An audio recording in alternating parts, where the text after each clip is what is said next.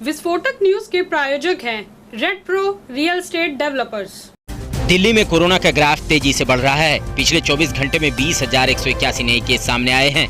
इस दौरान 7 लोगों की मौत भी हुई है। दिल्ली में कोरोना के एक्टिव मरीजों की संख्या 48,178 है और संक्रमण दर 19.6% हो गई है। दिल्ली में बढ़ते कोरोना के मामलों को देखते हुए प्रवासी मजदूर डर रहे हैं और अपने घरों को लौटने लगे हैं। कोरोना के बढ़ते मामलों को देखते हुए केजरीवाल सरकार ने दिल्ली सरकार के अस्पतालों में बेड बढ़ाने का फैसला किया, जिसके बाद दिल्ली सरकार के 14 अस्पतालों में 5,650 सामान्य बेड, 2,075 आईसीयू बेड और 8 कोविड केयर सेंटर्स में 2,800 बेड्स हो गए हैं।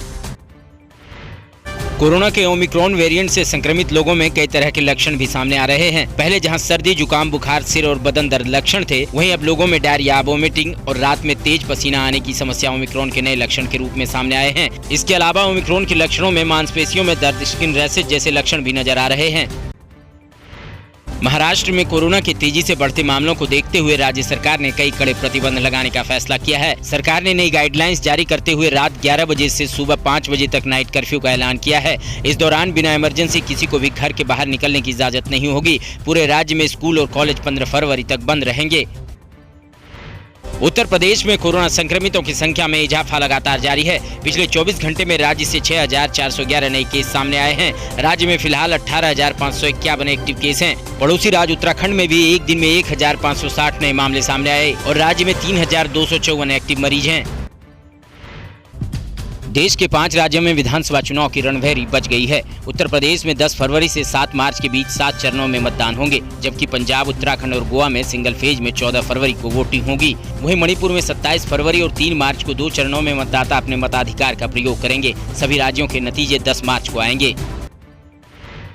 यूपी में 10 फरवरी को पहले चरण का मतदान होगा, जबकि 14 फरवरी को दूसरा, 22 फरवरी को तीसरा, 23 फरवरी को चौथा, 27 फरवरी को पांचवा, 3 मार्च को छठे और 7 मार्च को 7वें चरण का मतदान होगा। चुनाव प्रचार के दौरान कोरोना गाइडलाइंस का पालन करना होगा। कोरोना संक्रमण को देखते हुए सभी राज्यों में वोटिंग के लिए 1 घंटे का अतिरिक्त समय दिया गया है।